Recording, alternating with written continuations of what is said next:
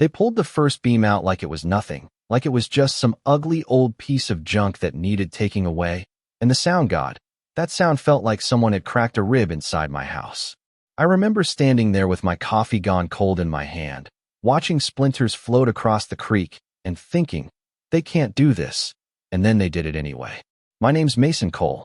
I grew up on that property. My grandfather built the footbridge after the war, his old hands, hand-cut tenants, the names of his boys carved under the railing where only we ever looked. We called the place Hollow Oak, named for the big tree by the bank. It's a stupidly small thing to some folks, a wooden crossing over a trickle of water, but to me it's the spine of a lifetime. So when the bulldozer showed up, when a woman in a navy blazer from the HOA handed me a sealed order and smiled like she was delivering a casserole, something in me tightened. "You have 30 days, Diane Caldwell said, voice syrupy with authority. "This structure violates community standards." She said community standards like it was holy writ. The foreman, a guy named Mike, shrugged and told me they'd been contracted. They started the hydraulic arm before I could read the date on the paper. It's funny what grief looks like, not always a shout, sometimes stunned silence. I became quiet, the way you get when you realize your whole history has been footnoted by someone else. But quiet can be a kind of motion, too. I dug through my grandfather's cedar chest, more out of muscle memory than hope, and the deed fell open in my hands like a confession, an easement for the crossing, written in a language that still mattered, signed and stamped by the county 50 years ago. The words were plain, but they were iron. That's when the second act started for me, not with fireworks, but with paper. I'm an electrician by trade, used to tracing wires to a dead circuit. Now I was tracing rights, following a brittle map of property lines and signatures.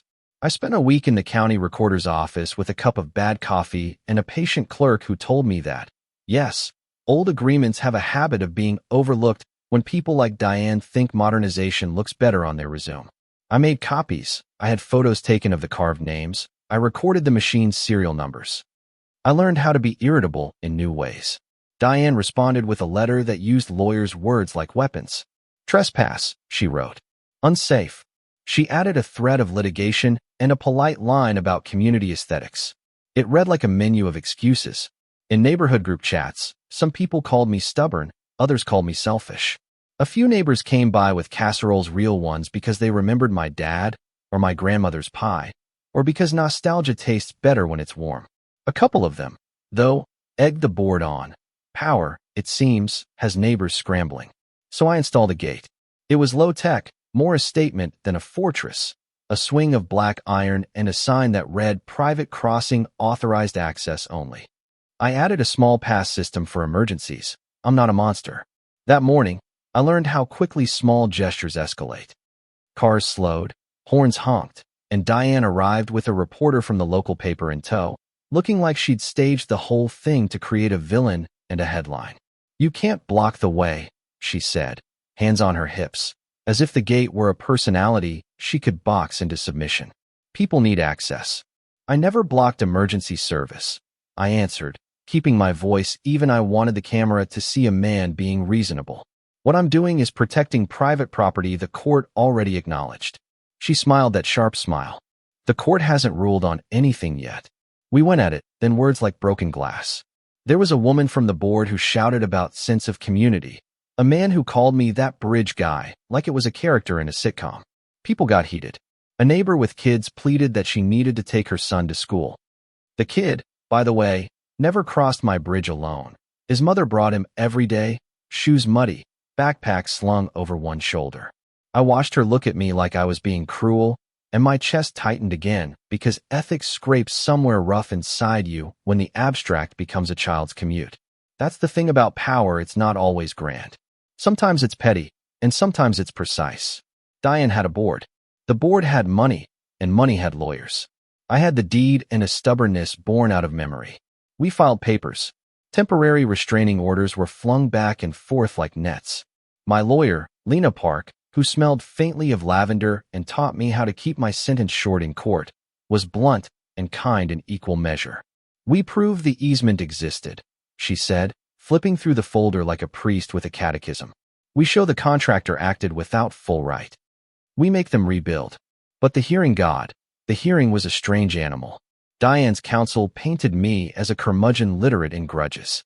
He used words like inconvenience, like the law was a thing to be adjusted like a thermostat. Lena brought the deed and photographs and an elderly surveyor who'd been a schoolmate of my grandfather. When the surveyor testified, he didn't speak like a legal scholar. He spoke like someone remembering a boy learning to skip stones on the bank. His voice trembled only once, and it was enough. In the gallery, faces were split. Some people nodded at Lena's facts because facts are tidy things. Others watched Diane like she was the mayor of a small principality that must be defended. My stomach buzzed through the long pauses. Court is slow, like a dam leaking. You sit, and you feel the drip, and you wait for something to give. What gave was not cinematic in the explosive way you see on television. It was quieter, a clerk's oversight, an unpublished permit, the contractor's blind reliance on a board resolution that never cited the easement. The judge, gentle and tired, asked the only question that mattered. Where is the evidence of a legal dedication? We pointed to the deed, to the carved names, to county stamps. The judge looked at Diane, and Diane's smile thinned. The order came down. Temporary injunction, a schedule to suspend any further destruction, and an order to begin mediation. Rebuild or reimburse, the judge said, and something like an apology slipped into the transcripts. Diane resigned from the presidency a month later, not with a dramatic fall, but with a formal letter and a photo op where she insisted the community had moved forward. People cheered, or clapped politely, or posted passive-aggressive updates on social pages. We rebuilt the bridge with neighbors who refused to take sides, because sometimes we are quicker to hold a hammer than a grudge. The carpenter who came by, a burly woman named Rosa, tattooed hands and a laugh that could stop an argument, insisted on adding a metal brace under the joist so the crossing would last another 100 years. My grandfather's name was sanded down, then carved back in with a steadier hand. Children ran across the new planks, their feet a percussion I hadn't realized I'd missed. Maybe the most important thing that changed wasn't the wood. It was the way people looked at the history on their property deeds. The HOA changed bylaws, or at least pretended to, and a few board members were voted out not by revolutionary zeal, but by bored people finally reading minutes and noticing where the money had gone. It was tidy, and yet messy justice with bandages. The ending, if you want to call it that, is not neat. Diane's supporters still talk quietly, because the community favors civility now, or perhaps because civility is a useful mask. Some of my neighbors never stopped calling me obstinate. A couple of them still avoid my porch. And there's the broader thing. Land is memory, and memory is messy, and when people disagree about what ought to be preserved, the fight becomes about identity, about who gets to tell the story. I sit on the restored rail some afternoons, a thermos by my side, and watch the sun strip the creek until it's all silver. Sometimes I run my thumb over the carved letters and think of the men who built it and the small, stubborn duty that made me stand up. If you'd asked me before all this whether a bridge was worth a courtroom, I would have probably shrugged and said law is for expensive things.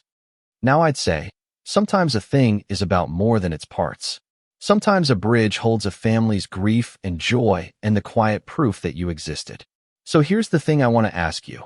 When does protecting history become a selfish act? And when does letting it go become cowardice? Where do you draw the line when neighbors and bureaucracy clash over something that, on paper, looks trivial but, in a human chest, is heavy as an anchor? I want to hear your take. Was I right to stand my ground? Or did I make a mountain out of splinters?